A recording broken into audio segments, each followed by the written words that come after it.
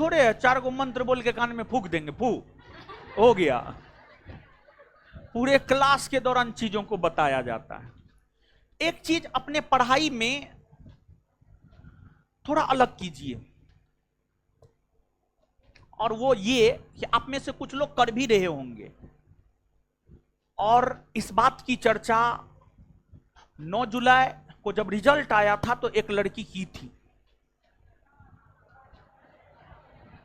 आपको याद रहे या ना रहे, हमको अच्छा अच्छा बात याद जरूर रहता है।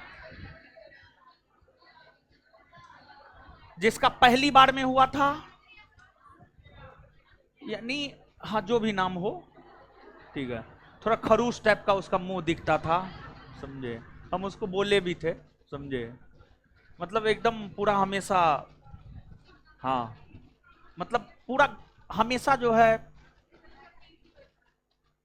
गुस्सा वाला मूड में होना, उस संदर्भ में हम खरूस शब्द का प्रयोग किए हैं। मतलब थोड़ा स्ट्रिक्ट लगती थी, और लड़की को हमको लगता है स्ट्रिक्ट होना भी चाहिए, पता नहीं हमको ऐसा लगता है, समझे, हमको ऐसा लगता है। देखिए, है हल्ला मत कीजिए, हल्ला मत कीजिए। वो इस बात का जिक्र की थी, वो जिस बात का जिक्र की थी वही बात हम आपको यहां पर और सरल भाषा में बोल रहे हैं। जैसे कोई भी चैप्टर खत्म होता है ना, जिस दिन खत्म हुआ, एक तो पहली बात, जैसे जैसे चैप्टर पढ़ाया जा रहा है वैसे वैसे चैप्टर का डेली बेसिस पर रिवीजन करना है। मतलब जैसे राष्ट्रपति पढ़ाए, पहला दिन में अनुच्छेद 52 से 62 बता दिए, तो उसी दिन 52 से 62 रिवाइज कर लेना है। फिर दूसरा दिन राष्ट्रपति के कार्य अधिकार शक्ति में कार्यपालिका विधायिका शक्ति बताए,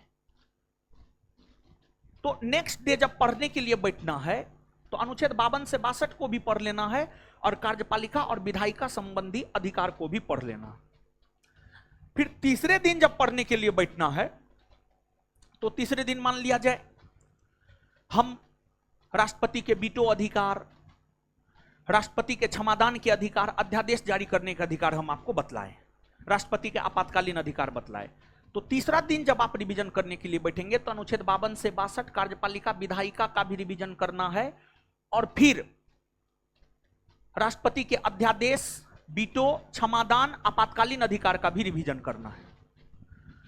फिर चौथा दिन हम बताए आपको राष्ट्रपति के विवेकाधिकार और विशेषाधिकार और राष्ट्रपति से संबंधित विशेष तत्व। तो सेम डे में जाकर के शुरू से लेकर के अंतिम तक का रिवीजन करना है, और जिस रोज अंतिम हुआ चैप्टर का उस रोज फिर से एक बार पूरे चैप्टर का रिवीजन कर लेना है। उस अवधि के दौरान उस चैप्टर को आप 4 से 5 बार पढ़ लीजिएगा। यह काम वो लड़की करती थी। अगर YouTube पे 9 जुलाई का वीडियो हो, कहीं पर भी उस लड़की का स्टेटमेंट देखिएगा, वो यही बात बोली थी, वो यही बात समझाने का प्रयास कर रही थी कि जब जो चैप्टर चल रहा था उस चैप्टर को बार बार पढ़े, उस चैप्टर का बार बार रिवीजन किए, तो वो चैप्टर उसका अपना हो गया, और धीरे धीरे हर चैप्टर उसका अपना हो गया।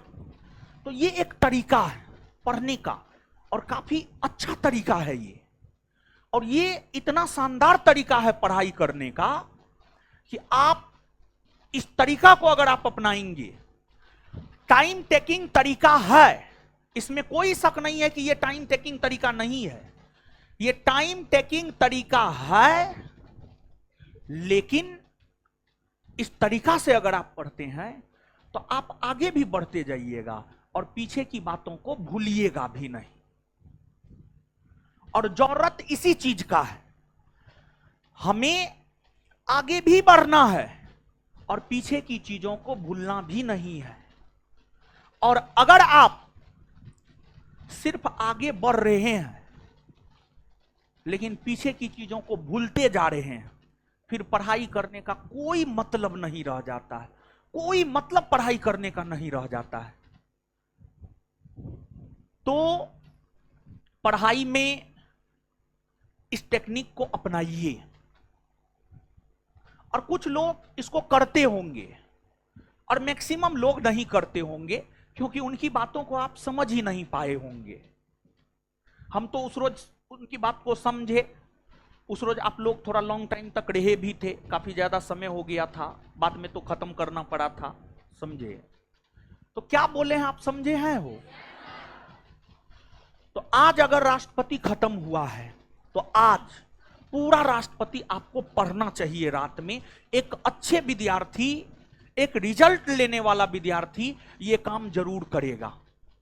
अब बायोलॉजी में कोई चैप्टर है बायोडायवर्सिटी, 3 दिन बिट्टू सर को खत्म करने में लगा। पहला दिन जितना पढ़ाए उतना का रिवीजन करेंगे, दूसरा दिन जितना पढ़ाए उतना के साथ साथ पिछले का भी रिवीजन करना। तीसरा दिन में चैप्टर खत्म किए हैं तो जितना उस दिन पढ़ाए हैं उसका भी रिवीजन करना है और पिछले हर चीजों का भी रिवीजन करना है। इस टेक्निक को आप अपनाइए और ये टाइम टेकिंग है, इसमें कोई शक नहीं है। टाइम तो देना पड़ेगा, टाइम तो लगेगा, और किसी भी चीज पर अगर आप टाइम देते हैं तब वो आपका अपना बनता है। टाइम नहीं देते हैं तो आपका अपना थोड़े बनेगा, नहीं बनेगा अपना, समझे? तो ये चीज है, समझे हैं क्या बोले हैं? तो समझे हैं तो ठीक है, नहीं समझे हैं तब पर भी ठीक है।